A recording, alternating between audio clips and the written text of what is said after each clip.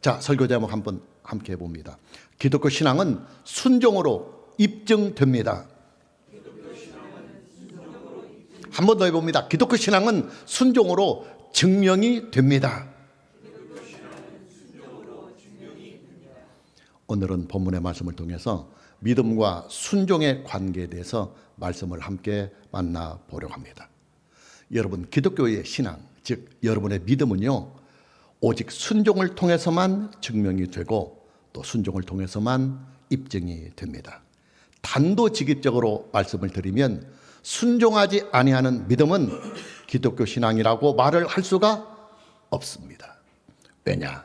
기독교 신앙은 하나님의 절대성을 믿는 신앙이기 때문입니다. 절대성이 뭐냐? 표준 국어 대사전을 찾아보니까 이렇게 정의가 되어 있어요. 절대성이란 첫째, 아무런 조건이나 제약이 붙지 않는 성질. 그리고 둘째, 비교하거나 상대가 될 만한 것이 전혀 없는 성질. 이렇게 정의가 되어 있습니다. 여러분, 저와 여러분이 믿고 있는 하나님은요, 절대적인 분이십니다. 하나님께서는 그 어떤 것으로든 비교를 하거나 상대가 될 수 있는 분이 아닙니다. 하나님께서는 신성이 절대적인 분이시며 또 하나님께서는 신격과 그 존재에서도 절대적인 분이시며 또 하나님께서는 지혜와 능력에 관해서도 그리고 우리의 믿음의 대상으로서도 오직 한 분, 절대적인 분이십니다. 하나님께서는 사랑과 은혜와 긍휼과 복에 관하여서도 다른 것들과는 비교할 수가 전혀 없는 절대적인 분이시며 또 선과 의와 진리에 관하여서도 절대적인 분이시며 심판과 구원에 관하여서도 절대적인 분이십니다. 당연히 기독교 신앙은 하나님의 절대성을 믿는 신앙이기 때문에 하나님께서 명하시는 일, 또 하나님께서 약속하신 일, 또 하나님께서 말씀하신 그 일들을 절대적으로 믿는 신앙이 바로 기독교 신앙입니다. 절대적이라고 하는 것은 이의를 제기하거나 토를 달거나 조건을 붙일 수가 없는 성질을 말합니다. 하나님의 말씀에 토를 달거나 이의를 제기하거나 조건을 붙일 수가 없습니다. 하나님의 절대성을 믿는 기독교 신앙은 하나님의 말씀에 아니오를 할 수가 없고 오직 예만 할 수가 있습니다. 왜냐? 하나님의 말씀은 하나님의 절대적인 속성이 함께 담겨 있는 말씀이기 때문입니다. 이건 제 말이 아니고 성경 말씀입니다. 우리가 참고구절로 고린도후서 1장 18절에서부터 20절 말씀을 보면 하나님은 미쁘시느니라. 우리가 너에게 한 말은, 즉 하나님의 말씀은 예하고 아니라 함이 없노라. 우리 곧 실로아노와 디모데로 말미암아 너희 가운데 전파된 하나님의 아들 예수 그리스도는 예하고 아니라 함이 되지 아니하셨으니 그에게는 예만 되었느니라. 하나님의 약속은 얼마든지 그리스도 안에서 예가 되니 그런즉 그로 말미암아 우리가 아멘하여 하나님께 영광을 돌리게 하셨느니라. 여러분이 한번 판단을 해보십시오. 하나님의 말씀은 능력과 지혜에 관하여서 절대적입니다. 그리고 하나님의 말씀은 선과 의와 진리에 대해서도 절대적인 것이며 또 사랑과 은혜와 긍휼에 관하여서도 절대적입니다. 그리고 하나님의 말씀은 복에 관하여도 절대적입니다. 자, 그렇다고 한다면 그런 하나님의 말씀에 우리가 아멘, 예, 예수 하고 순종을 해야만 지극히 당연하고 마땅한 일이 될 것입니다. 결국 뭐냐? 하나님의 말씀을 순종하지 아니한다고 하는 이 일은 곧 하나님의 말씀이 가지고 있는 절대적인 그 속성을 내가 믿지 못하기 때문에 하나님의 말씀에 순종하지 못하는 결과와 현상이 나타난다고 하는 사실입니다. 기독교 신앙은 순종을 전제로 하는 신앙입니다. 기독교 신앙은 순종을 통해서만 나의 믿음과 신앙이 하나님께 입증이 되고 그리고 증명이 될 수 있는 신앙입니다. 아주 중요한 말이에요. 하나님께서는 사울왕의 믿음을 시험을 하십니다. 사울왕은 하나님의 첫 번째 시험에서 이미 낙제를 한 사람입니다. 감사하게도 하나님께서는 다시 한 번 더 사울왕에게 그의 믿음을 증명하고 입증할 수 있는 기회를 한 번 더 주십니다. 하나님께서 사울왕에게 주신 두 번째의 시험이 뭐냐? 하나님의 말씀에 절대적인 순종을 요구하는 시험입니다. 본문 2절과 3절 말씀을 보면 만군의 여호와께서 이같이 말씀하시기를 아말렉이 이스라엘에게 행한 일 곧 애굽에서 나올 때에 길에서 대적한 일로 내가 그들을 벌하노니 지금 가서 아말렉을 쳐서 그들의 모든 소유를 남기지 말고 진멸하되 남녀와 소아와 젖먹는 아이와 우양과 낙타와 나귀를 죽이라 하셨나이다. 하나님께서는 사무엘 선지자를 통해서 사울왕에게 이런 명령을 내립니다. 아말렉이 과거에 이스라엘에게 행한 일, 즉 과거에 이스라엘 백성들이 애굽에서 나올 때에 길에서 대적한 일로 인하여 하나님께서 그들을 벌하려고 하느니, 즉 심판을 하려고 하느니 너는 지금 가서 아말렉을 쳐서 그의 모든 소유를 남기지 말고 진멸하되 남녀와 소아와 젖먹는 아이와 우양과 낙타와 나귀를 죽이라고 명령을 하셨다고 전달을 합니다. 하나님께서 사울왕에게 내린 이 명령은 절대적인 명령입니다. 사울왕이 임의적으로 선택을 하거나 수정을 하거나 변경을 할 수 있는 명령이 아니라 조건 없이 순종을 해야만 하는 절대적인 명령입니다. 사울왕은 하나님의 명령을 수행하기 위해서 급히 군대를 소집해서 아말렉을 치게 됩니다. 사울왕이 거느린 이스라엘 군대의 병력이 얼마나 되느냐? 21만 명이었습니다. 실로 엄청난 규모입니다. 사울왕은 이스라엘의 군대를 이끌고 아말렉을 칩니다. 그리고 그 결과 손쉽게 아말렉을 정복을 합니다. 그러나 문제는 그 이후에 발생을 합니다. 사울왕은 전쟁을 승리한 후에 하나님의 명령을 어기고 아말렉 왕 아각을 포로로 잡아오고 그리고 아말렉의 소와 양들 중에서 별로 좋지 않은 것만 골라서 죽이고 좋은 것들은 다 골라서 죽이지 않고 전리품으로 가져오게 됩니다. 오늘 본문 8절과 9절입니다.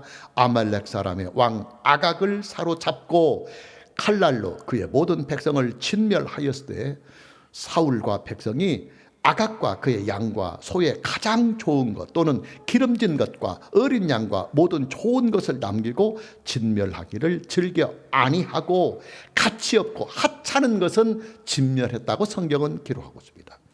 사울왕의 판단으로는 아각을 즉석에서 죽이는 것보다는 포로로 잡아오면 이스라엘 백성에게 자기의 명성과 자기의 인기를 더 얻을 수가 있을 것이라고 판단을 한 것으로 보여집니다.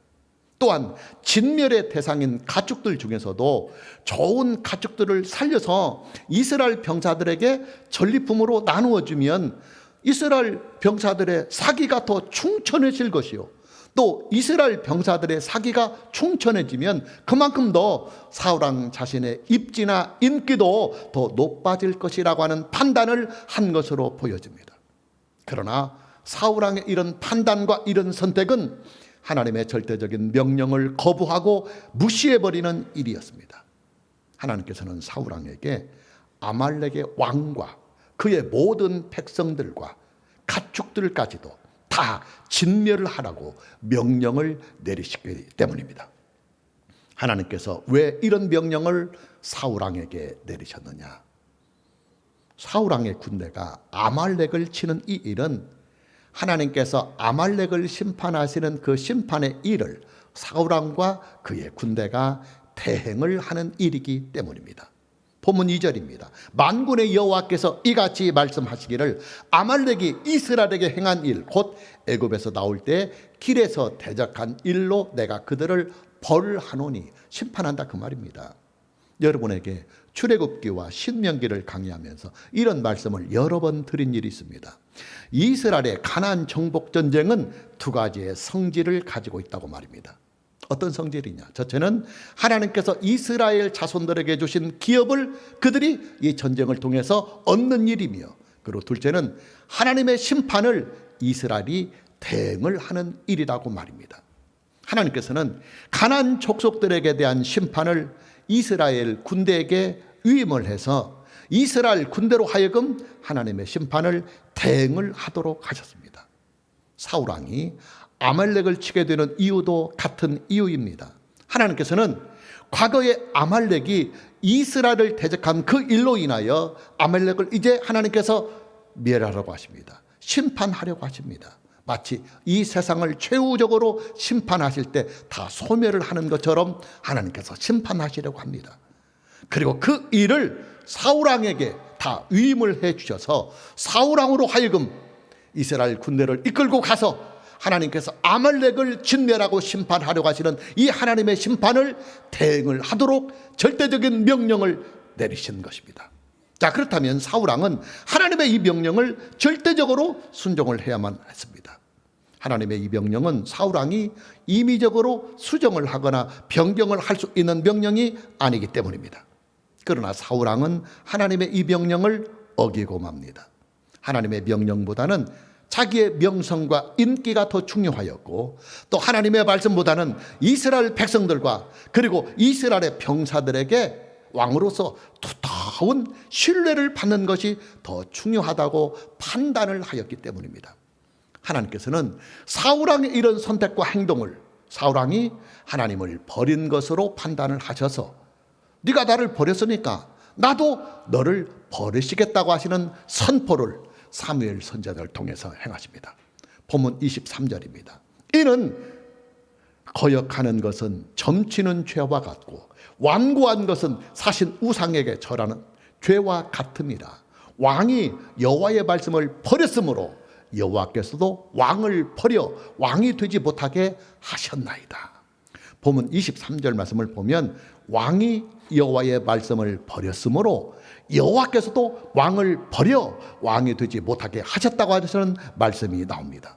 하나님께서는 사울왕이 하나님의 말씀에 불순종을 한 그 일을 사울왕이 하나님의 말씀을 버린 것으로 판단을 하신다는 말이에요.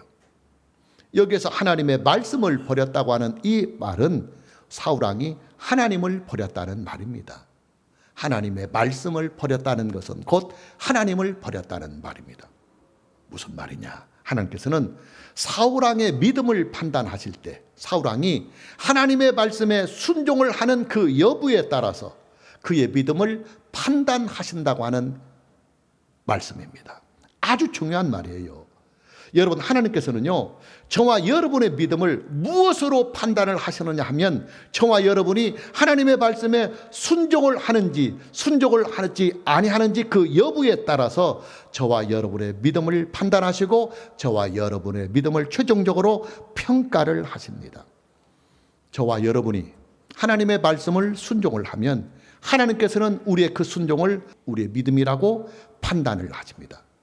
그러나 우리가 하나님의 말씀을 듣고도 그 하나님의 말씀을 행치 아니하고 불순종을 하면 하나님께서는 우리의 그 불순종을 하나님을 믿지 않는 결과라고, 믿지 않는 일이라고 최종적인 판단을 하신다는 말입니다.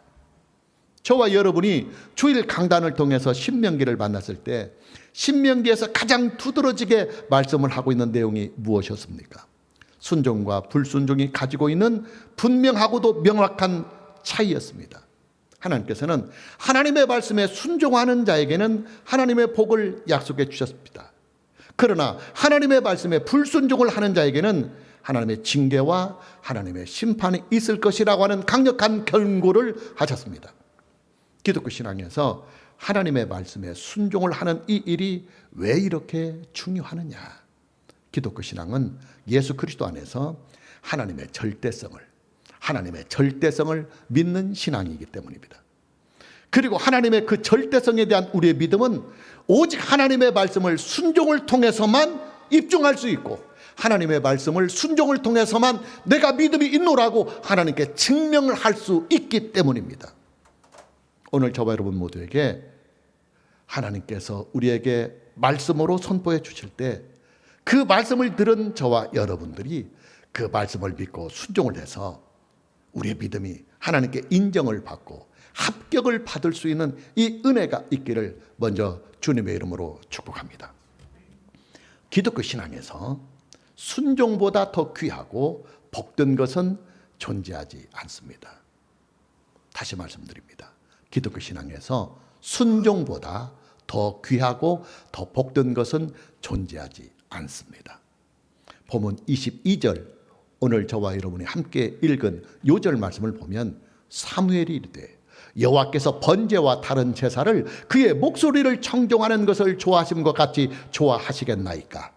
여기서부터 순종이 제사보다 낫고 듣는 것이 순양의 기름보다 나으니 그랬습니다. 본문 22절 말씀은 목사님들이 순종을 주제로 한 설교를 할 때 설교 본문 말씀으로 가장 많이 선호를 하거나 또 순종에 대하여 설교를 할 때 오늘 본문 22절 말씀은 목사님들이 가장 많이 그 설교를 통하여 인용을 하고 있는 말씀입니다. 그만큼 이 말씀이 순종에 대하여 성경이 말씀하고 있는 텍스트가 된다는 말입니다. 자, 이 말씀이 어떤 배경을 가지고 성경이 기록이 되었느냐. 사울왕이 하나님의 불순종에 대하여 사무엘 선지자에게 소명을 합니다. 하나님께서 사무엘 선지자를 통해서 너 왜 하나님의 절대적인 이 명령을 순종하지 아니하였느냐고 추궁을 하자 자기도 변명을 하면서 소명을 하는 거예요. 내가 이런 이유들로 인하여 부득불 하나님의 말씀을 이렇게 불순종할 수밖에 없습니다 하고 소명을 합니다. 소명이란 어떤 사건이 문제가 되었을 때 무엇 때문에 그런 문제가 발생을 하였는지 그 이유와 합당한 주장들을 증거를 가지고 구체적으로 자세하게 정확하게 설명을 하는 것을 우리가 소명이라고 합니다. 사울왕은 하나님의 말씀에 불순종을 한 그 일에 대하여 사무엘 선지자로부터 큰 책망을 받게 되자 자기 불순종에 대한 이유를 이렇게 소명을 합니다. 본문 15절입니다. 사울이 이르되 그것은 무리가 아말렉 사람에게서 끌어온 것인데 백성이 당신의 하나님 여호와께 제사하리 하여 양들과 소들 중에서 가장 좋은 것을 남김이요 그 위의 것은 우리가 진멸하였나이다. 자, 사울왕의 소명은 이런 내용입니다. 사울왕이 아말렉의 소와 양들 가운데 가장 좋은 것들만 골라서 전리품으로 가져온 그 이유는 이 좋은 소와 양들을 가지고 하나님께 제사를 드리기 위해서 하나님께서는 모든 가축들을 죽이라고 하셨지만은 하나님께 제사를 드리기 위해서 그 가축들 중에서 최상품만은 골라서 가지고 왔습니다. 이렇게 소명을 하고 변명을 하는 거예요. 자, 사울왕의 소명을 들은 사무엘 선지자는 사울왕을 향해서 최종적으로 이렇게 판결을 합니다. 다시 본문 22절입니다. 사무엘이 이르되 여호와께서 번제와 다른 제사를 그의 목소리를 청종하는 것을 좋아하심과 같이 좋아하시겠나이까. 순종이 제사보다 낫고 듣는 것이 순양의 기름보다 낫다고 말입니다. 하나님께서는 하나님께 드리는 모든 제사들보다도 하나님의 말씀을 순종하는 것을 더 좋아하시며 또 하나님께서는 하나님께 제사를 드리는 그 일보다도 하나님의 말씀에 순종하는 이 일을 더 귀하고 복되게 여기신다는 말입니다. 여러분, 사무엘 선지자의 이 말씀은요, 그 당시에는 아주 파격적인 말씀입니다. 왜냐? 그 시대의 신앙은 하나님께 드리는 제사가 여호와를 믿는 여호와의 신앙의 근본이 되기 때문입니다. 여러분, 기독교 신앙이 무엇입니까? 기독교 신앙은 구속의 신앙입니다. 구속이 기독교 신앙의 근본입니다. 구약의 제사는 예수님의 그 십자가 사건을 예표하고 상징을 하고 있습니다. 자, 그럼 여러분, 구약의 제사가 이스라엘의 백성들의 그 신앙에서 얼마나 중요하겠어요? 여러분, 우리가 기독교 신앙에서 예수님의 십자가 사건을 빼버린다고 한다면 여러분, 기독교 신앙에 무슨 의미가 있겠어요? 기독교 신앙은 구속의 신앙입니다. 구속의 신앙입니다.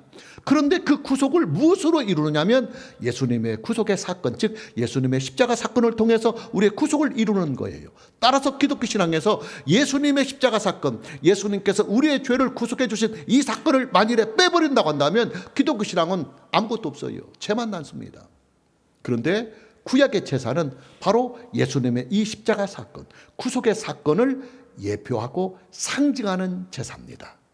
그래서 피의 제사를 드리는 거예요. 그러나 하나님께서는 사무엘 선지자를 통해서 이렇게 선포를 하십니다. 다시 본문 22절입니다. 사무엘이 이르되 여호와께서 번제와 다른 제사를 그의 목소리를 청종하신 것을 좋아하심과 같이 좋아하시겠나이까. 순종이 제사보다 낫고 듣는 것이 순양의 기름보다 낫다고 말입니다. 구약시대에 그 중요한 제사가 하나님의 말씀을 순종하는 이 일보다도 더 귀하지 아니하다고 하나님께서는 사무엘 선지자를 통해서 사울왕에게 선포합니다. 아주 파격적인 말씀이에요. 우리는 하나님의 이 말씀을 잘 이해를 하고 받아들여야 합니다. 자칫하면 큰 혼란과 큰 혼돈에 빠질 수가 있기 때문입니다. 하나님의 말씀에 순종하는 것이 구속의 신앙보다 더 중요하다는 말이 아니에요. 아닙니다. 아닙니다. 하나님의 말씀에 순종하는 것이 구속의 신앙보다 더 중요하다는 말이 아니에요. 그래서 이 말씀은 해석과 적용이 아주 중요합니다. 여러분, 기독교 신앙은요, 구속의 신앙이 근본이 맞아요. 예수 그리스도 안에서 타락한 인간을 구원하시는 하나님의 구속의 은혜가 기독교 신앙의 근본입니다. 자, 중요한 것은 하나님의 구속의 역사, 하나님의 이 구속의 은혜를 우리가 무엇을 통해서 그 효력을 내 것으로 만들 수가 있느냐 하는 바로 이 사실에 있습니다. 오직 믿음입니다. 그래서 기독교 신앙의 믿음을, 하나님의 은혜를 내가 수납을 하는 것.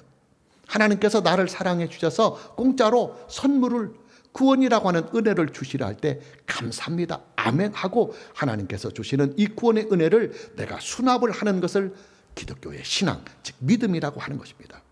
그리고 여기서부터 중요합니다. 그리고 우리의 믿음은 순종을 통해서만 입증이 되고, 또 순종을 통해서만 증명이 되고, 순종을 통해서만 우리의 믿음을 하나님께 인정을 받을 수 있기 때문에 하나님의 말씀에 순종함이 없이는, 하나님의 말씀에 대한 순종이 없이는 우리의 믿음을 믿음이라고 인정받을 수가 없다는 말이에요. 즉 하나님의 말씀에 순종하지 못하고 예수를 믿는다고 하는 것은 불가능하다는 말이에요. 하나님의 말씀에 순종치 못하고 하나님께 구약의 제사를 드려 받던들, 그것은 거짓신앙이라는 말입니다. 순종이 없는 믿음은 믿음이 아니라는 거예요. 믿음이 아니라는 거예요. 여러분, 믿음이 없이 드려지는 제사가 무슨 의미가 있겠습니까? 믿음이 없는 예배, 믿음이 없는 기도, 믿음이 없는 교회 생활이 우리에게 무슨 유익이 있겠습니까? 왜냐하면 기독교 신앙은 전적으로 하나님의 은혜의 신앙이에요.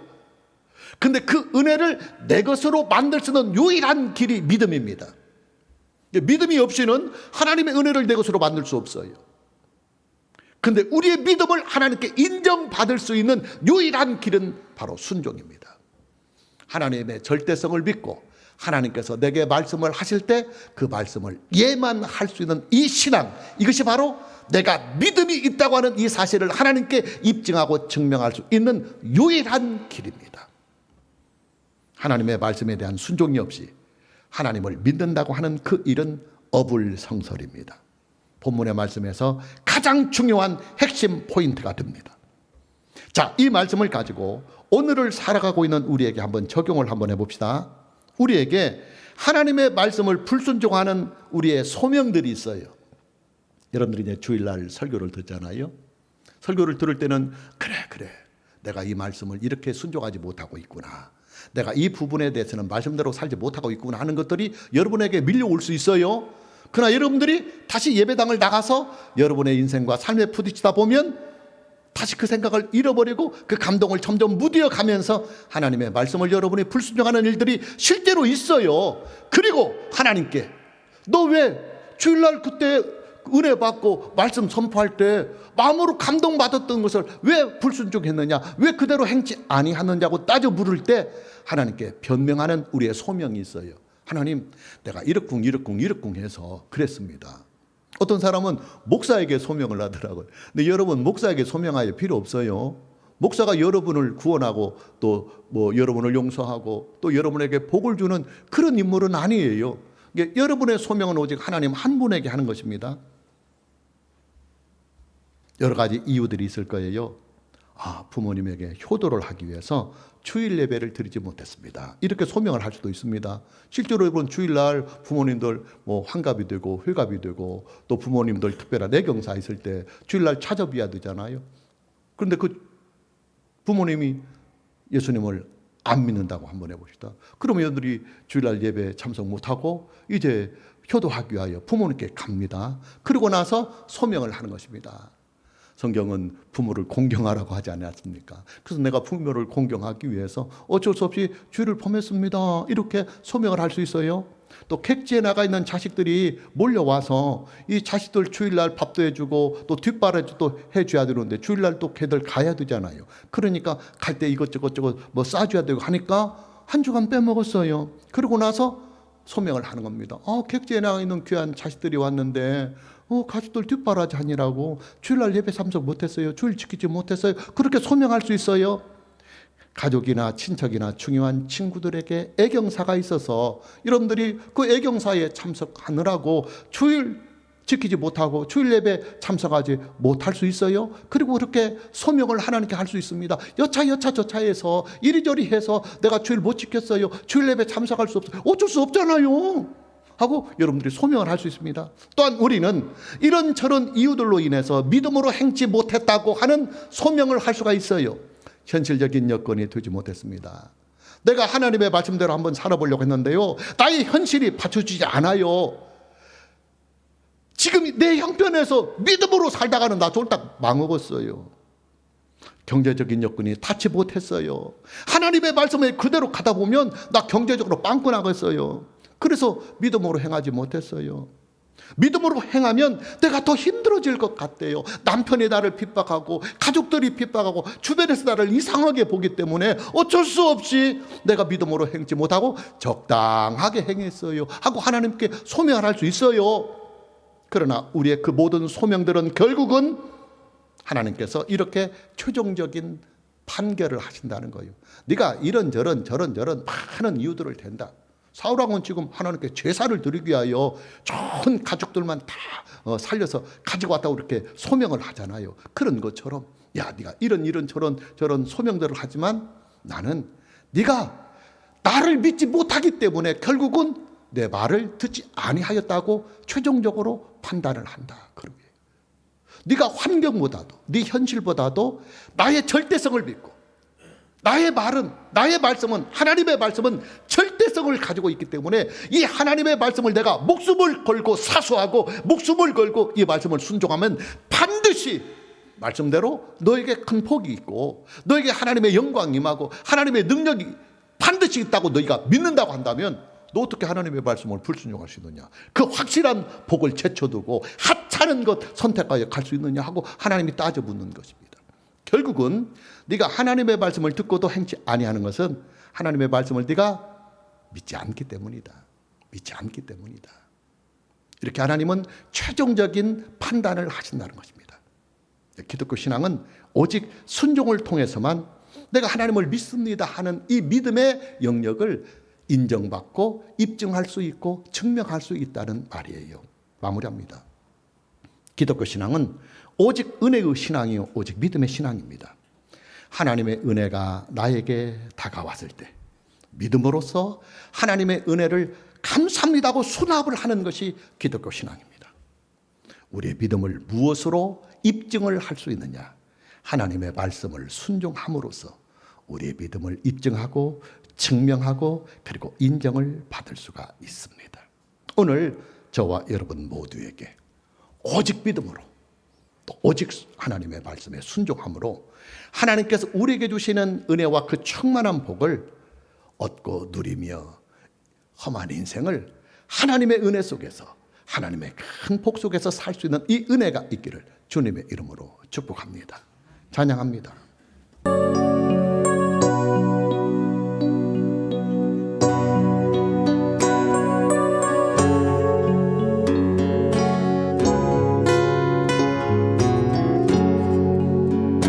너 두려워 말고 일어나 주 말씀에 순종하여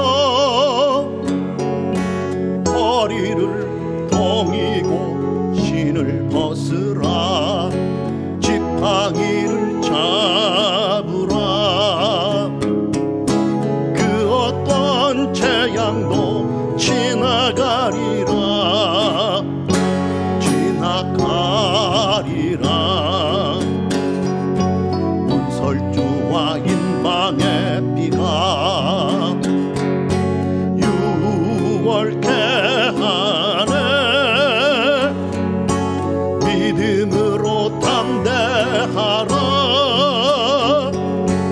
유월하여 넘어가리라 다 넘어가리 다 지나가리 다 지나가리라 다 넘어 너 두려워 말고 너 두려워 말고 일어나 주 말씀에 순종하여 허리를 동이고 신을 벗으라 지팡이를 잡으라 그 어떤 재앙도 지나가리라 지나가리라 문설주와 인방의 비가 유월케 하네 믿음으로 담대하라 유월하여 넘어가리라 다 넘어가리 다 지나가리 다 지나가리라 다 다시 오른손 들고 처음부터 고백합니다. 너 두려워 말고 너 두려워 말고 일어나 주 말씀에 순종하여 허리를 동이고 신을 벗으라 지팡이를 잡으라 그 어떤 재앙도 지나가리라 지나가리라 설주와 인방의 비가 유월케 하네 믿음으로 담대하라 유월하여 넘어가리라 다 넘어가리 다 지나가리 다 지나가리라 다 두 손 높이 들고 다 넘어가리 다 넘어가리 다 지나가리 다 지나가리라 다 한 번 더 고백합니다. 다 넘어가리